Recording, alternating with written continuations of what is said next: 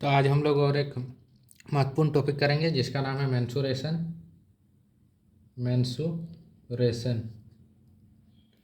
तो इसमें जनरली हम लोग क्या देखेंगे कि जो भी ज्योमेट्रिकल फिगर है उसमें हम लोग उसका ज्योमेट्रिकल फिगर का लेंथ, एरिया एंड वॉल्यूम कैसे निकालेंगे। तो सबसे पहले इसको हम लोग डिवाइड करते हैं दो भाग में।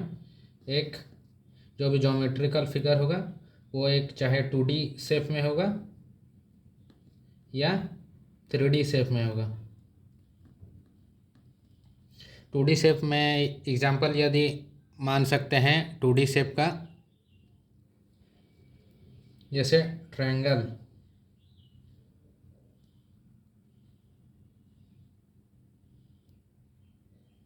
Rectangle and square.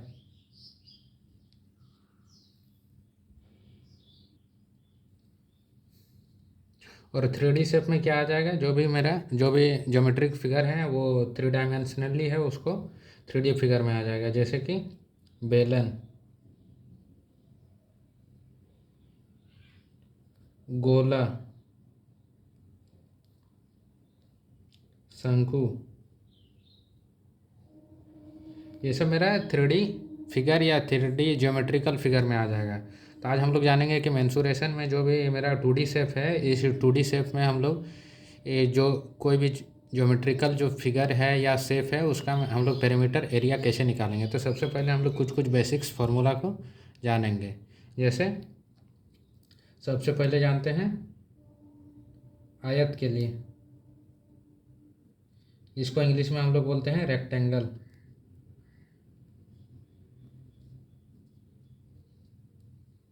आयत का स्पेसिफिकेशन क्या है कि इसमें सामने वाली भुजा हमेशा बराबर होती है। इसको चौड़ाई बोलते हैं, इसको लंबाई बोलते हैं। और इसका जो क्षेत्रफल होता है वो लंबाई गुना चौड़ाई होता है। तो यदि इंग्लिश में हम लोग जाने कि एरिया ऑफ रेक्टेंगल, तो एरिया ऑफ रेक्टेंगल ये होता है लेंथ इनटू ब्रेथ। और इसी का पेरीमीटर यदि हम लोग मान लें परिमाप, तो परिमाप हो जाता है 2 गुना लंबाई प्लस चौड़ाई। अब हम लोग जानते हैं वर्ग के बारे में। तो वर्ग जिसका चारों भुजा बराबर हो उसको हम लोग क्या बोलते हैं, वर्ग। जिसका चारों भुजा हमेशा क्या हो, बराबर हो। तो हल्का सा नोट कर लो, जिसका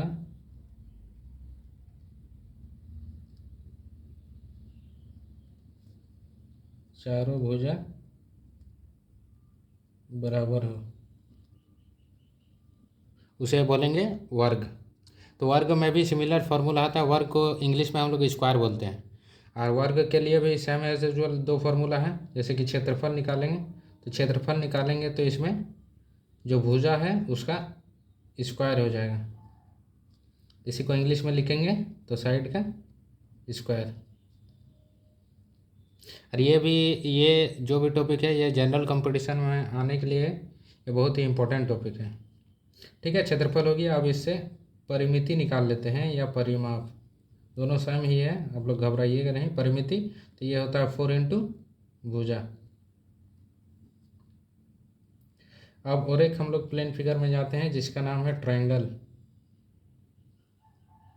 त्रिभुज।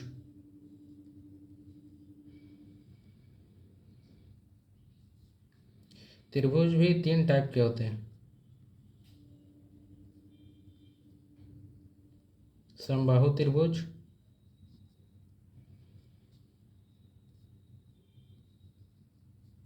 विषमबाहु त्रिभुज, समद्विबाहु त्रिभुज।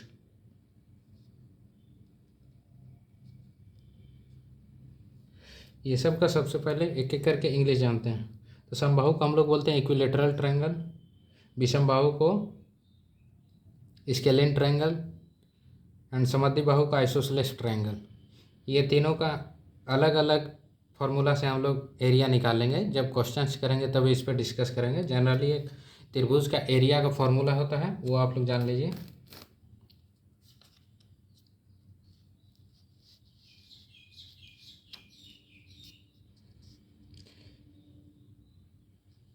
Area of triangle is equal to 1/2 base into height. इसमें बी जो है बेस है और एच हाइट है।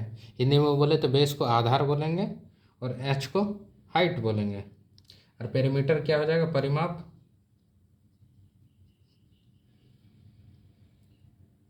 सभी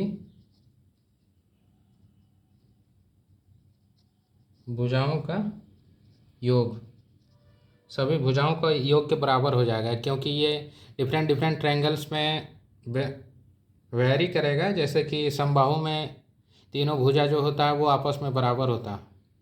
विषमबाहु में होता क्या है कि तीनों भुजा बराबर नहीं होता है। और समद्विबाहु में होता क्या है कि दो भुजा आपस में बराबर होता है। तो सबके लिए अलग अलग परिमाप निकलेगा। ठीक है, तो आइए हम लोग कुछ कुछ क्वेश्चंस करते हैं 2D शेप में। और ये दोनों में एक एक चीज़ छूट रहा है कि यदि आयत का विकर्ण होगा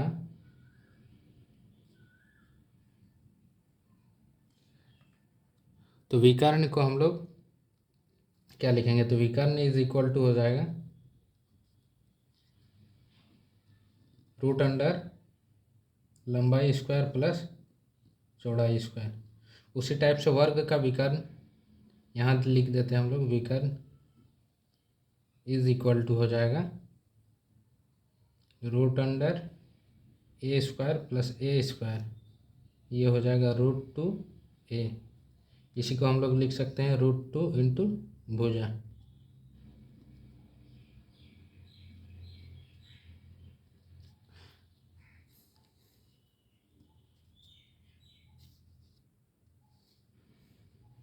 तो आइए कुछ कुछ क्वेश्चंस करते हैं। सबसे पहले जानते हैं कि वर्ग का परिमाप एवं क्षेत्रफल ज्ञात कीजिए।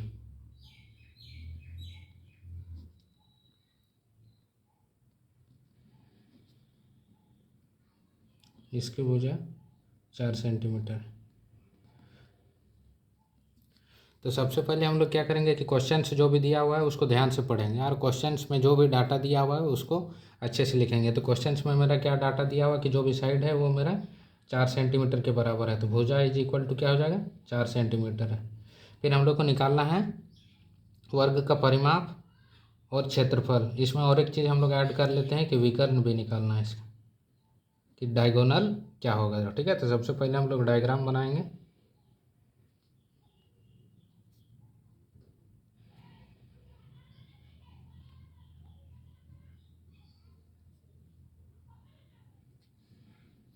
तो इसमें फिर परिमाप इज इक्वल टू क्या हो जाएगा? परिमाप 4 इंटू साइड, या इसको भुजा लिख सकते हैं। तो 4 इंटू भुजा क्या है? 4 सेंटीमीटर। तो इसका परिमाप क्या आ जाएगा? 16 सेंटीमीटर। ठीक है, अब क्षेत्रफल हम लोग निकालते हैं। तो क्षेत्रफल इज इक्वल टू भुजा का स्क्वायर होता है, आप लोग सभी को जानते हैं भुजा का स्क्वायर। तो भुजा क्या दिया हुआ है? 4 सेंटीमीटर। 4 सेंटीमीटर का square equal to 16 centimetre square. ठीक है, और लास्ट वन हम लोग निकालते हैं विकर्ण इक्वल टू √2a होता है। यहाँ हम लोग निकाल चुके हैं। ए लिखे या भुजा लिखे दोनों आपस में बराबर होता है। तो √2 इंटू 4, तो ये हो जाएगा 4√2 सेंटीमीटर।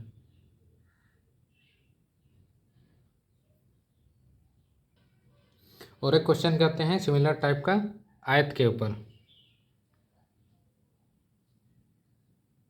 तो आयत का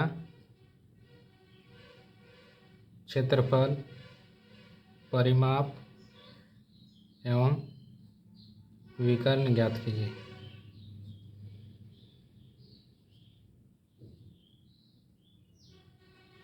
जिसकी लंबाई चौड़ाई क्रमशः 3 और 4 है। तो इसमें हम लोग जो भी क्वेश्चन दिया हुआ है इसमें हम लोग सबसे पहले करेंगे क्या कि जो भी गिवन डाटा है उसको अच्छे से लिखेंगे। तो इसमें क्या गिवन डाटा है कि जो लेंथ है वो दिया हुआ है 3 और जो है चौड़ाई है वो 4 दिया हुआ है और ये सब मेरा किस में दिया हुआ है, सेंटीमीटर में। तो सबसे पहले जो भी गिवन डाटा होगा उसको लिख लेंगे।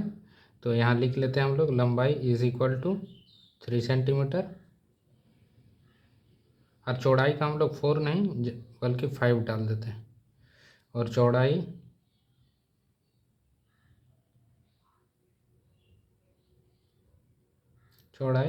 5 सेंटीमीटर। ठीक है, तो डायग्राम हम लोग ड्रॉ कर लेते हैं। लंबाई छोटा,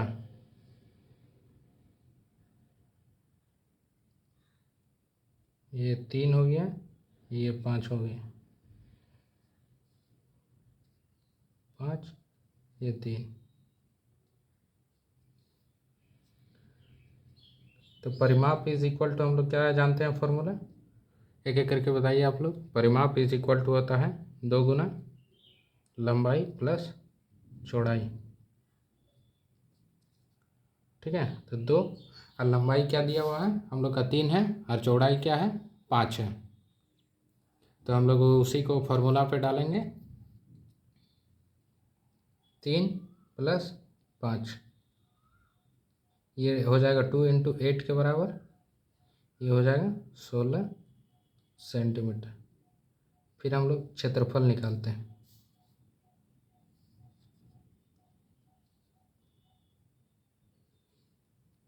क्षेत्रफल इज इक्वल टू हम लोग जानते हैं क्या होता है, लंबाई गुना चौड़ाई। तो लंबाई क्या है 3 है और चौड़ाई क्या है 5। तो 3 × 5 कितना हो जाएगा 15 यूनिट का स्क्वायर। ठीक है, तो 2 चीज़ हम लोग निकाल लिए। अब निकालते हैं इसका विकर्ण। इसको मान लिया हम लोग, नाम दे दिए डी। ठीक है, तो अब विकर्ण निकालते हैं। तो विकर्ण के लिए हम लोग यहाँ पे जगह बचा हुआ है तो यहाँ हम लोग यूज करते हैं विकर्ण इज इक्वल टू क्या था फॉर्मूला, यहाँ से हम लोग देखेंगे लंबाई का स्क्वायर प्लस चौड़ाई का स्क्वायर। तो यहाँ लंबाई का स्क्वायर प्लस चौड़ाई का स्क्वायर। तो लंबाई मेरा 3 है और चौड़ाई मेरा 5, 9 + 25 तो √34 सेंटीमीटर क्या हो जाएगा विकर्ण की लंबाई। ठीक है, तो फिर इसी तरह से और 1-2 क्वेश्चन 3-4 क्वेश्चन हम लोग करेंगे, फिर नेक्स्ट लेक्चर में मूव करेंगे। और कुछ कुछ हम लोग क्वेश्चन करेंगे। तो आइए और नेक्स्ट क्वेश्चन पे मूव करते हैं। वर्ग का परिमाप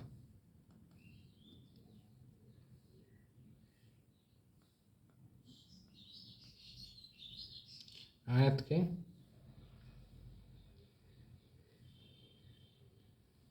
क्षेत्रफल के बराबर है।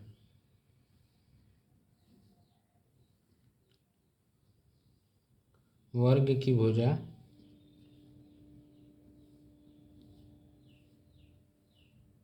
5 सेंटीमीटर है तथा आयत की चौड़ाई 4 सेंटीमीटर है।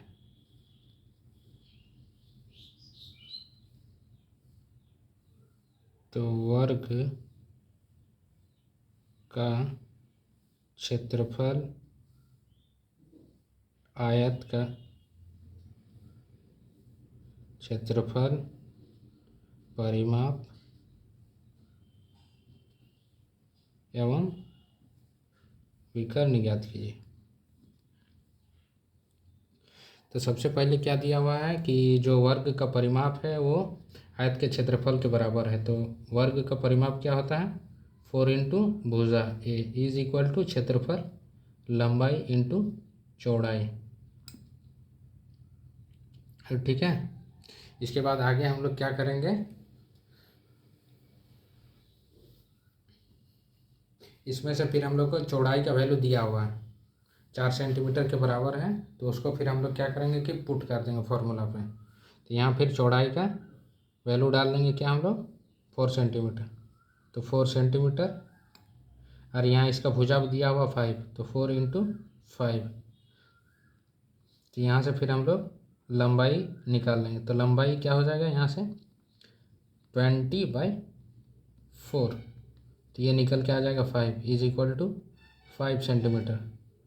तो हमारा लंबाई निकल गया, चौड़ाई निकल गया। अब वर्ग का क्षेत्रफल निकालना है, तो वर्ग का क्षेत्रफल इजीली निकल सकता है, भुजा दिया हुआ 5, तो यहाँ निकालते हैं वर्ग का क्षेत्रफल इज इक्वल टू 5 का square is equal to 25 centimetre square. वर्ग का क्षेत्रफल निकल गया। फिर हम लोग को नेक्स्ट क्वेश्चन पे मूव करते हैं कि आयत का क्षेत्रफल निकालना है। तो आयत का क्षेत्रफल भी निकालते हैं। तो आयत का क्षेत्रफल इज इक्वल टू होगा लंबाई इंटू चौड़ाई। तो फिर क्वेश्चंस में देखेंगे कि लंबाई दिया हुआ था, नहीं, लंबाई हम लोग कैलकुलेट किए थे, वो कितना आया था 5, और चौड़ाई क्या दिया हुआ था 4 सेंटीमीटर, 4 सेंटीमीटर। तो दोनों को इंटू करेंगे तो 20 सेंटीमीटर स्क्वायर। और फिर निकालने बोला है आयत का विकर्ण। विकर्ण क्या हो जाएगा रूट अंडर लंबाई स्क्वायर प्लस चौड़ाई स्क्वायर। लंबाई क्या दिया हुआ है 5 का स्क्वायर प्लस 4 का स्क्वायर, तो फिर ये हो जाएगा 5 का स्क्वायर 25 प्लस 16, तो ये निकल के आएगा रूट अंडर 41 सेंटीमीटर। ये विकर्ण निकल गया। अब आयत का परिमाप निकालना, तो आयत का परिमाप हम लोग यहाँ पे निकाल लेते हैं।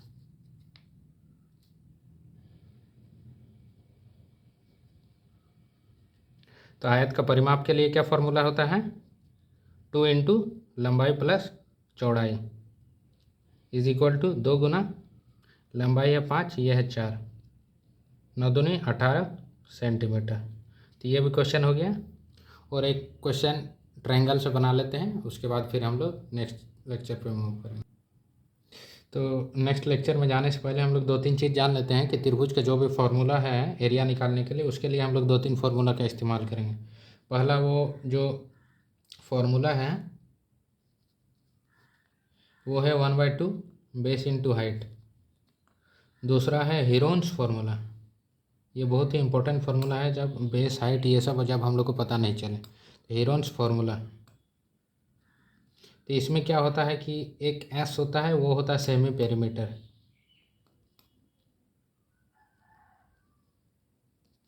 वो होता है a plus B plus c/2।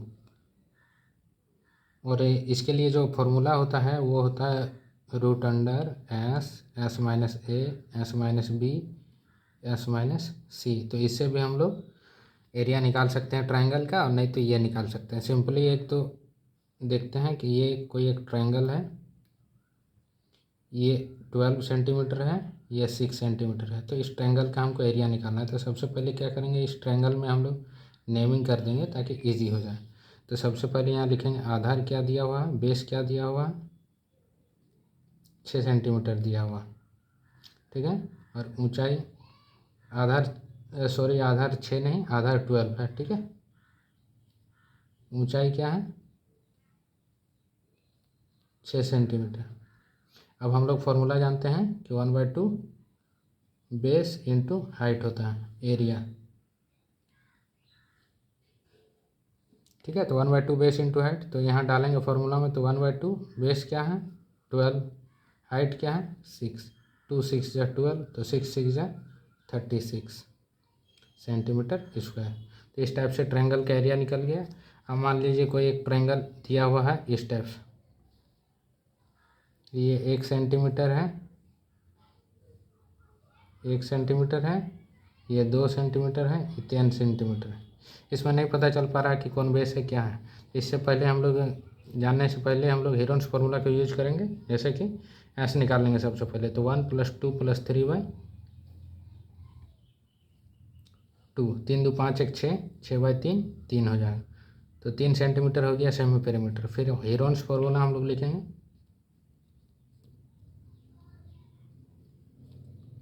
तो हेरोन्स फार्मूला हम लोग लिखेंगे तो क्या होता है हेरोन्स फार्मूला लिखेंगे यहाँ एरिया ऑफ ट्रायंगल के लिए is equal to √root under s, s minus A, S minus B, S minus सी।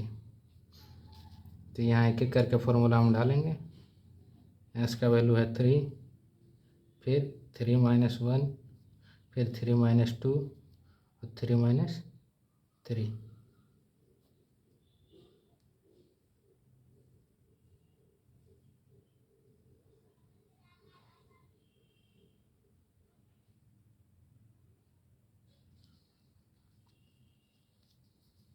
तो इसमें क्या आ जाएगा 3 × 2 × 1 × 0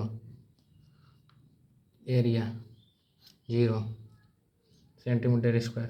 तो 0 से ये क्या पता चलता है कि इस ट्रायंगल जो है तीनों पॉइंट सेम लाइन पे कॉन्साइड कर जा रहा है। इसलिए तीनों पॉइंट्स को हम लोग क्या बोल सकते हैं कि तीनों पॉइंट्स जो भी है ये तीनों पॉइंट्स आपस में कोलिनियर है। इसलिए एरिया ऑफ ट्रायंगल क्या है 0 है। ठीक है, आप लोग को समझ में आया। फिर हम लोग नेक्स्ट टॉपिक में मूव करेंगे और इससे अच्छे क्वेश्चंस करेंगे जो डिफरेंट कॉम्पिटिटिव एग्जाम्स में आते हैं। Thank you.